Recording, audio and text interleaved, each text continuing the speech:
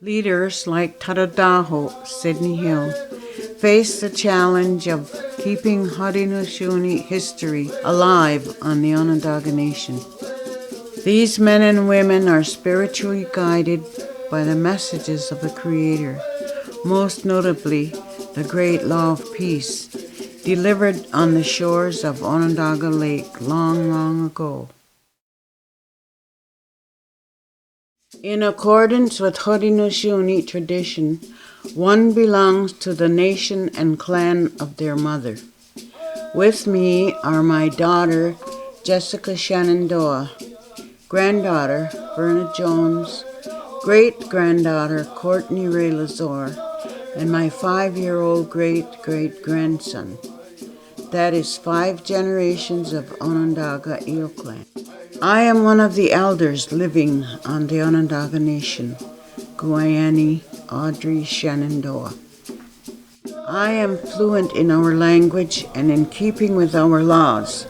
I am currently borrowed as clan mother of the Deer Clan. We are a sovereign nation that exists within a 35 square mile piece of land located only 1 mile south of the present-day city of Syracuse, New York. Onondaga is one of only 3 traditional governments in the United States that follows our ancient connection with the Creator and nature. This was old Onondaga Nation territory as far as you could see, but not so today. We are confined to a smaller territory, but nevertheless it is free. The Onondaga people of the hills are still here. We are roughly about 1,200 people in our community, and I would say that more than half adhere still to our traditional longhouse way. Our people at Onondaga look at our traditional leadership, our traditional ways, and our ceremonies to remind us of what our relationship should be with all of the components of creation that we live off of. Our traditional clan system connects the Haudenosaunee nations. The Onondaga have 9 clans: wolf, turtle, beaver, snipe, heron, eel, deer, hawk, and bear. Members of different nations but who are of the same clan are considered part of the same family. Traditional life at Onondaga is based on the 13 lunar cycles that occur during the year. Faith keepers and clan mothers follow our grandmother moon through her phases and select a day for the start of each ceremony based on the anticipated arrival of the new moon.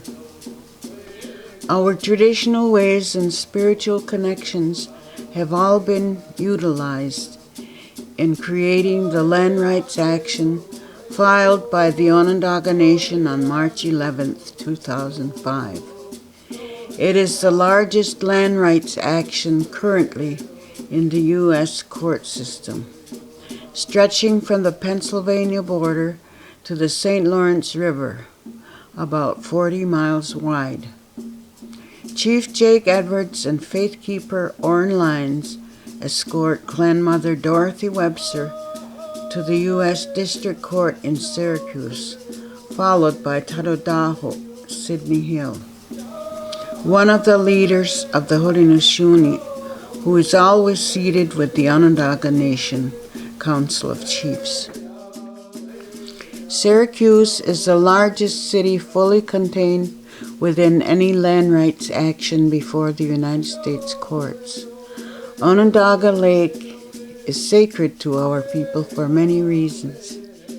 In a time eons ago, the peacemaker came to our shores with the message of peace and unity from the Creator to the 5 local Indian nations that were warring with one another in what is now called upstate New York. The peacemaker gave to our people our whole system of democracy. Despite efforts to clean up the water and the surrounding land, Onondaga Lake remains one of the most polluted in the world. Some of our leaders felt filing the land rights action would give us a voice in addressing the catastrophes going on in our environment. Onondaga Lake is where the peacemaker established the Gayanesak Gona, or what you say in English, the Great Law of Peace. This was the spiritual beginning of the Haudenosaunee Alliance, which we believe to be the oldest living democracy on earth. The 5 nations united by the peacemaker are represented from right to left, just as the sun moves east to west through our lands. They are the Mohawk, Oneida, Cayuga, and Seneca, with Onondaga at the center. The Tuscarora joined the Confederacy, which now is also known as 6 Nations, in the early 1700s. Their combined leadership of 50 chiefs, the Grand Council of the Haudenosaunee, has traditionally met at Onondaga, the keepers of the central fire of our alliance. Tadodaho, Sidney Hill, stands on the shore of Onondaga Lake holding a replica of Gasweta, the Turo Wampum. Following tradition throughout time, all men holding the title of Tadodaho have been Onondaga. The Turo Wampum records the treaty made with the Dutch in 1613. It is the basis for all Haudenosaunee relationships with foreign governments. The top row of beads show that this is a white belt. That means it speaks the truth. Our cultures are to exist as 2 boats traveling a river. We are not to be like father and son, but as brothers. These 2 rows will symbolize vessels traveling down the same river of life together. One will be for the Ungwehue people, their laws, their customs, and the other for the European people and their laws and customs. We will each travel the river together, but each in their own vessel, and neither will try to steer the other's vessel. There is no ending to the 2 rows because this agreement is to live on forever. For as long as the grass grows, for as long as the water flows, and for as long as the sun shines.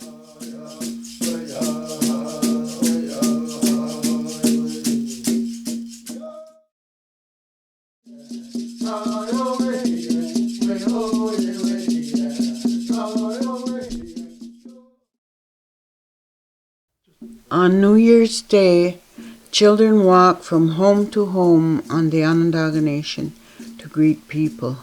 They chant Nuye, Nuye, Nuye at the front doors of residents, like Colleen Jones of the Oneida Turtle Clan, who return the children's greetings of love as they pass out treats. The Onondaga Nation community is made up of many different peoples of the Haudenosaunee, not just the Onondaga. Though not an ancient longhouse tradition, Nuye has been going on at Onondaga longer than its oldest residents can remember. Our elders, like Oren Lyons, a faith keeper of the Onondaga Turtle Clan, are important to us. They are our living history books, teaching young leaders like Chief Jake Edwards of the Eel Clan on the left how to make good decisions. Oren has represented our nation around the world for decades on matters of the environment and the human rights of indigenous peoples. Phoebe Hill, 84, of the Onondaga Eel Clan, can usually be found in her home, surrounded by family, like daughter-in-law Cindy Hill, granddaughter-in-law Sherry Abrams, daughter Bernadette Johnson, her 2-year-old great-granddaughter, and daughter Denise Hill. Phoebe is one of the oldest members of the nation, one of a handful that speaks the Onondaga language fluently. Brad Paulus of the Onondaga Eel Clan takes a break from his work as webmaster for the nation to join his wife as she plays with their 2 youngest children after dinner. Brad serves as a chief on the Onondaga Nation Council and a teacher at the Onondaga Nation School. Joanne is Onondaga Wolf Clan, as are their children. Amy and Steve Jacobs dressed their 2-year-old son in traditional clothing for the celebration of Children's Day during midwinter ceremonies held at the Longhouse. They are doing what we are instructed to do, which is to wear your very best clothing to these ceremonies for the Creator. Mother and son are Onondaga Wolf Clan, while Dad is Cayuga Bear Clan. The Longhouse is the center of life on the Onondaga Nation. It is where the chiefs and clan mothers meet and where ceremonies take place.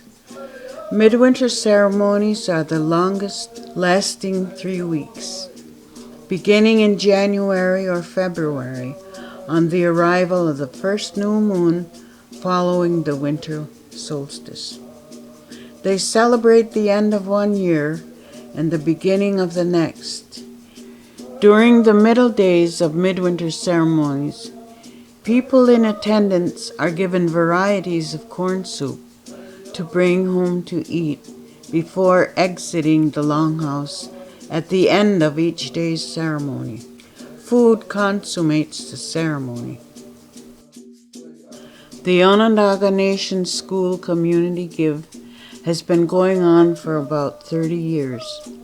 Each February, the children spend time doing for others and not for themselves.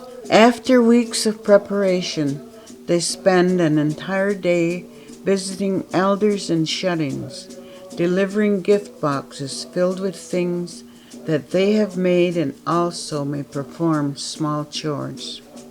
Betty Jacobs of the Onondaga Beaver Clan welcomes her 2 granddaughters of the Oneida Turtle Clan to her home during the Onondaga Nation School's Community Give.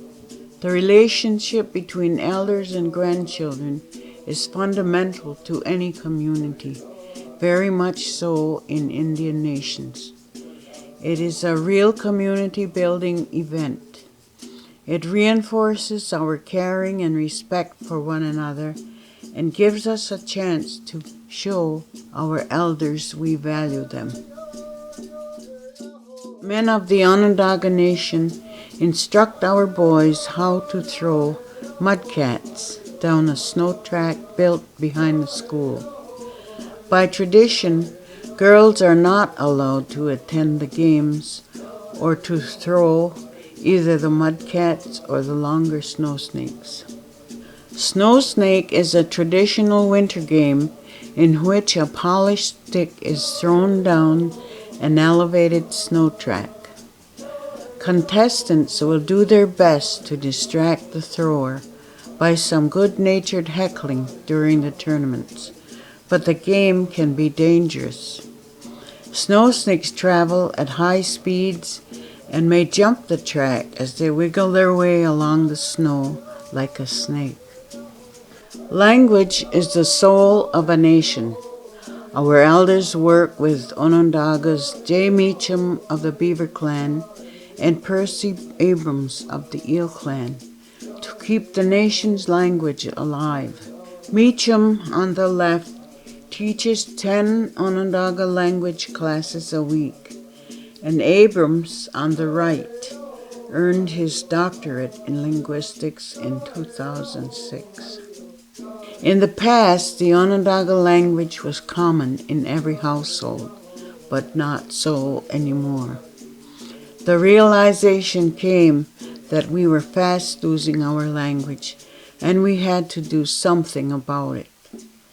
This is one of the programs the Onondaga Nation is funding to keep our traditional way of life alive. Chief Kingsley Lyons Sr. of the Onondaga Wolf Clan is co-founder of the Onondaga Nation Family Healing Center, Gatniguhio. According to the Longhouse way of life, Handsome Lake brought the good message from the Creator, which warned them against the use of strong drink and the mind changers. A recovering alcoholic, Lyons believes this disease has done great harm to our community at Onondaga. Chief Lyons stands before the healing circle used at the end of the center's 10-week